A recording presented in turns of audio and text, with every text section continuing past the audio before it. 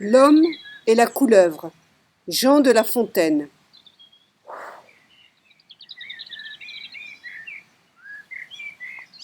Un homme vit une couleuvre. Ah, méchante, dit-il, je m'en vais faire une œuvre agréable à tout l'univers. À ces mots, l'animal pervers, c'est le serpent que je veux dire et non l'homme, on pourrait aisément s'y tromper. À ces mots, le serpent, se laissant attraper, est pris, mis en un sac, et ce qui fut le pire, on résolut sa mort. Fut-il coupable ou non? Afin de le payer toutefois de raison, l'autre lui fit cette harangue. Symbole des ingrats, être bon aux méchants, c'est être sot, meurs donc. Ta colère et tes dents ne me nuiront jamais. Le serpent, sa langue, reprit du mieux qu'il put.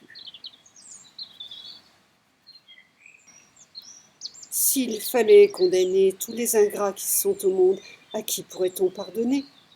Toi-même, tu te fais ton procès. Je me fonde sur tes propres leçons. Jette les yeux sur toi. Mes jours sont en tes mains. Tranche-les. Ta justice, c'est ton utilité, ton plaisir, ton caprice. Selon ces lois, condamne-moi. Mais trouve bon qu'avec franchise, en mourant, au moins je te dise que le symbole des ingrats, ce n'est point le serpent, c'est l'homme. Ces paroles firent arrêter l'autre. Il recula d'un pas. Enfin, il répartit. Tes raisons sont frivoles. Je pourrais décider, car ce droit m'appartient. Mais rapportons-nous-en. Soit. Fait, dit le reptile. Une vache était là, on l'appelle. Elle vient. Le cas est proposé. C'était chose facile. Fallait-il pour cela, dit-elle, m'appeler? La couleuvre a raison. Pourquoi dissimuler? Je nourris celui-ci depuis longues années. Il n'a sans mes bienfaits passé nulle journée.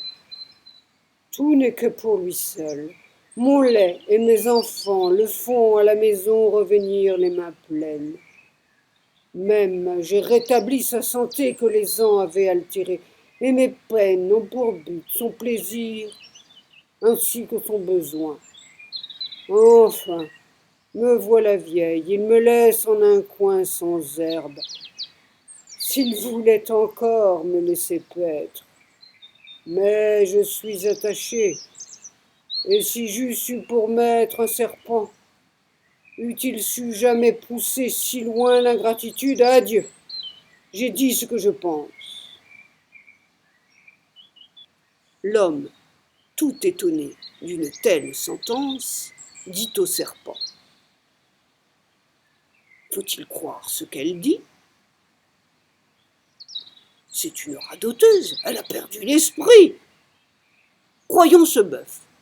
Croyons, dit la rampante bête. Ainsi dit, ainsi fait. Le bœuf vient à pas lents.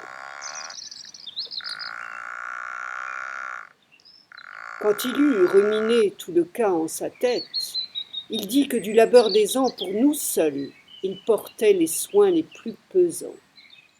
Parcourant sans cesser ce long cercle de peine qui, revenant sur soi, ramenait dans nos plaines ce que Cérès nous donne et vend aux animaux. Que cette suite de travaux pour récompense avait de tous, tant que nous sommes, force coup, peu de gré.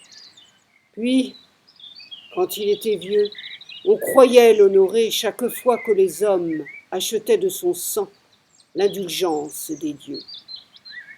Ainsi parla le bœuf. L'homme dit.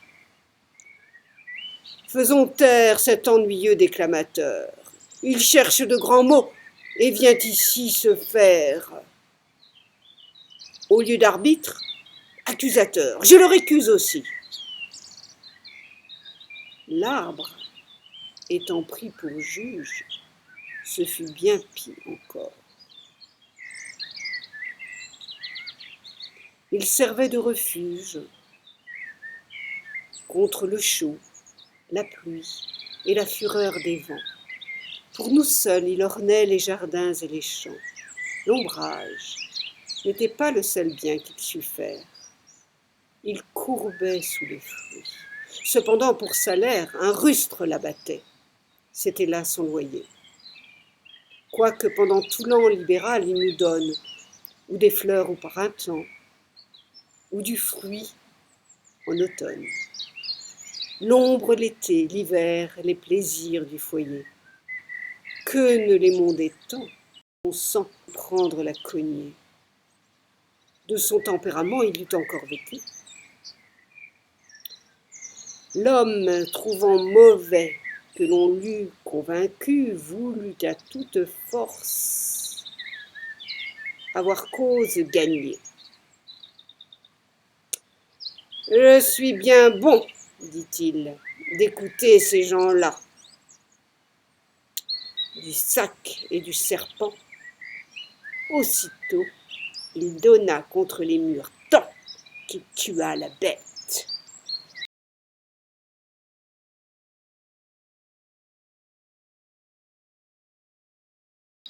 On en use ainsi chez les grands. La raison les offense. Ils se mettent en tête que tout est né pour eux, quadrupèdes et gens et serpents. Si quelqu'un desserre les dents, c'est un sot, j'en conviens. Mais que faut-il donc faire? Parler de loin ou bien se taire?